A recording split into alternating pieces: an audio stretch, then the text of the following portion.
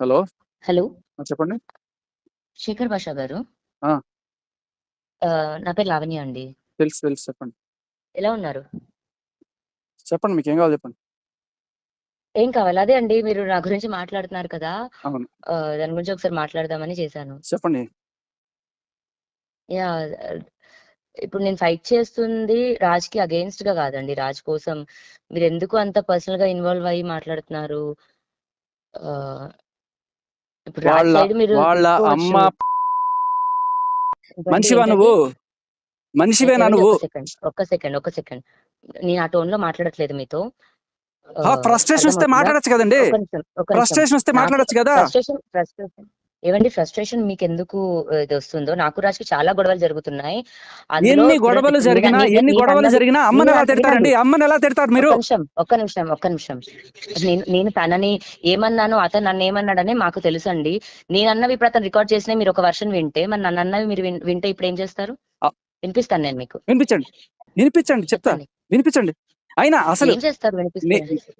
అస్సలు పాయింట్ వినిపిస్తే ఏం చేస్తానండి? రాజు మీ మీద కేసు పెట్టలేదు, మీరు రాజు మీద కేసు పెట్టారు. సో మీకు న్యాయం కావాలి, మీరు చేసింది తప్పు, మీకు న్యాయం జరగదు. రాజు మీ మీద కేసు పెట్టుంటే, రాజు మీద కేసు పెట్టుంటే, మీరు రాజుని తిట్టుంటే, అప్పుడు రాజు కేసు విత్డ్రా చేసుకోవాలి. మీరు రాజుని అరిచారు, మీరు విత్డ్రా చేసుకోవాలి కేసు. అర్థం కాలేదండి. మీరు కేసు పెట్టారు, మీరు న్యాయం కావాలని అడుగుతున్నారు కదా. రాజు కేసు పెట్టలేదు, రాజు న్యాయం కావాలని అడగట్లేదు. మీరు రాజుని తిట్టారు కాబట్టి మీరు విత్డ్రా చేసుకోవాలి. రాజు మిమ్మల్ని తిట్టాడు అంటున్నారు కదా. ఒకవేళ రాజు మీ మీద కేసు పెట్టుంటే అప్పుడు రాజు విత్డ్రా చేసుకోవాలి. అంటే మీకు నేను తెలుసా అండి? మా లైఫ్ లో మీరు ఎప్పుడైనా వచ్చారా? మా ఇంటికి వచ్చారా మీరు? అసలు ఎవరండి మీరు? అదే అండి, మీరెవరండి మా గురించి మాట్లాడుతున్నారు? నేను రాజ్ తరుణ్ ఫ్రెండ్, రాజ్ తరుణ్ ఫ్యాన్. ఇంకేం కావాలి నీకు? ఓకే. అతను నా భర్త అండి.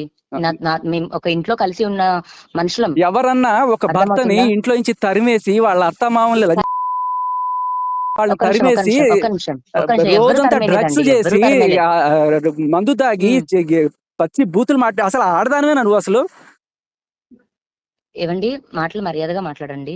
మీరు చేసినవి నేను ఎత్తి మాట్లాడాలి అంటే కరెక్ట్ కాదు. ఎవరి వాళ్ళకు ఉంటాయి. అది మాకు అవుతున్న గొడవ. పనులు చేసి డ్రగ్స్ అమ్మి జైలుకి వెళ్ళిన దాన్ని నువ్వు మాట్లాడతావా? నువ్వు చెప్పిన స్టేట్మెంట్ ఉంది. పోలీసుల దగ్గర నువ్వు ఇచ్చిన కన్ఫెషన్ ఉంది. ఏమని నేను డ్రగ్స్ అమ్మానని కన్ఫెషన్ ఇచ్చానండి? అవును. కావాలంటే వినిపిస్తారా? మీరు ప్రూవ్ చేస్తారా? నువ్వు ఇచ్చిన కన్ఫెషన్ వినిపించనా? ఇప్పుడే వినిపిస్తాను. నేను ఇప్పుడు రోడ్డు మీద ఉన్నాను, మీకు పంపిస్తాను. క్లియర్ గా చదువుకోండి మీరు ఏ కన్ఫెషన్ ఇచ్చారు. నేను 1500కి గోవాలోను వాటిలోను కొంటాను. అన్విత్ రెడ్డి అనేవాడు నాకు అమ్ముతాడు. నేను ఇక్కడ తీసుకొచ్చి 6000కి అమ్ముతాను. అన్ని మీరే ఇచ్చారు. నేను ఇచ్చానండి. ఓకే. ఏమీ లేకుండా మిమ్మల్ని 45 రోజులు ఊరికే బెటర్ కదండి. చెంచల్గూడ జైల్లో ఒక అమ్మాయిని తీసుకెళ్ళి. అవునవునవును. ఇప్పుడు మీ ఎఫ్ఐఆర్ కూడా మా దగ్గరకు వచ్చిందండి. మీ వల్ల గీత అనే అమ్మాయి ఎవరో సూసైడ్ చేసుకుందని, అండ్ మీకు పెళ్ళయి మీరు మిగతా అమ్మాయిలతో అఫేర్స్ అని, ఇప్పుడు మీ పైన పంజగుట్టలో తెలుసండి. ఇప్పుడు ఒక పోరాటం చేస్తుంటే ఇలాంటివన్నీ వస్తాయి. నేను జైలుకి పోతే నువ్వు బెదిరించడానికి ఫోన్ చేసావు నాకు తెలుసు. నీ తాటకి చెప్పులకి బెదిరించడానికి నేను మస్తాను కాదు, నీ రాస్తారు లాగా బెక్కడం కాదు. పెట్టుకో కేసులు, నేను జైలుకి పోతా, రెడీగా పోతా. నేను జైలుకి పోయినా నేను హీరోని అవుతా. నువ్వు పనులు చేసి జైలుకి వెళ్ళావు, నేను డ్రగ్స్ అమ్మి జైలుకి వెళ్ళావు. నీలాంటి వాళ్ళ దానిలో నువ్వు మంచిగా మాట్లాడావు. రాస్తారు తోటి నువ్వు మంచిగా మాట్లాడావా? నా హస్బెండ్ తో నాకు ఎలాంటి గొడవలు ఉన్నాయో అది మా పర్సనల్ థింగ్. నీ హస్బెండ్ తో గొడవలు ఉంటే నాగార్జున వాడమ్మ ఇంకా ఇష్టమా? ఒక్క నిమిషం ఆగండి. మీకు అనవసరమైన మాటల్లోనే మీరు ఇన్వాల్వ్ అయ్యి కేసు వాడిని రమ్మను. ఎక్కడికి నువ్వు పెట్టమని దమ్ముంటే వాళ్ళ తమ్ముడో వాళ్ళన్న ఎవడొస్తాడో రమ్మను. నేను ఎక్కడికి రావాలో అక్కడికి వస్తాను. నేనే జైలు ఇక్కడికి వెళ్ళి కూర్చుంటారు. దమ్ముంటే పెట్టు, దమ్ముంటే నిజంగా దమ్ముంటే పెట్టు. ఇలా మీరు మాట్లాడడం కరెక్ట్ కాదు.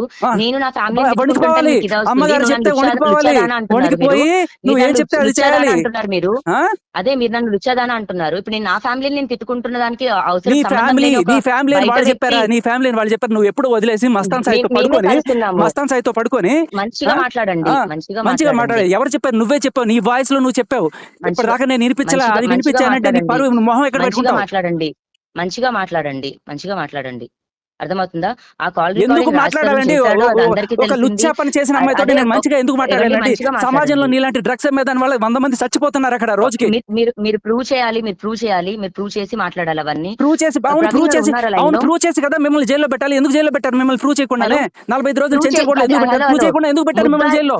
ఒక్క నిమిషం వాటన్నిటికీ కూడా సమాధానాలు అందరూ చెప్పాల్సిన వాళ్ళు చెప్తారు.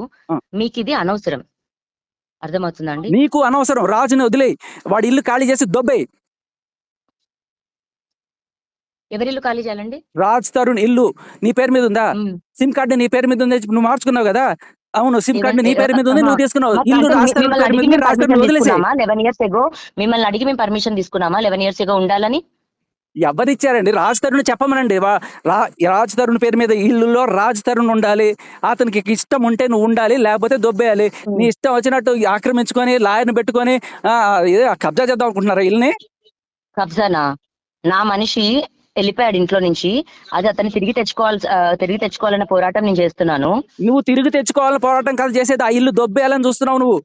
తిరిగి అయ్యో తెచ్చుకోవడానికి వాడేమన్నా కుక్క పిల్ల కాదు. మీరు- ఒక మనిషికి ఇష్టం లేకుండా ఆ, నువ్వు రా అంటే ఎవడు మాత్రం వస్తాడు? అవును అవును అవును ఆ, అవును కరెక్టే. ఎవరికి ఇష్టం ఉన్నప్పుడు తెచ్చుకొని 10 సంవత్సరాల తర్వాత వదిలేస్తారు. ఇది అంటే కరెక్ట్ కాదు. అది నా ఎవరు ఫైటింగ్ కరెక్ట్ నేను కాదు? నీ చేస్తాను. ఇష్టం. నీకు కరెక్ట్ కాదు, నీకు కరెక్ట్ కాదు, ఇంకోటి కరెక్ట్ కావచ్చు.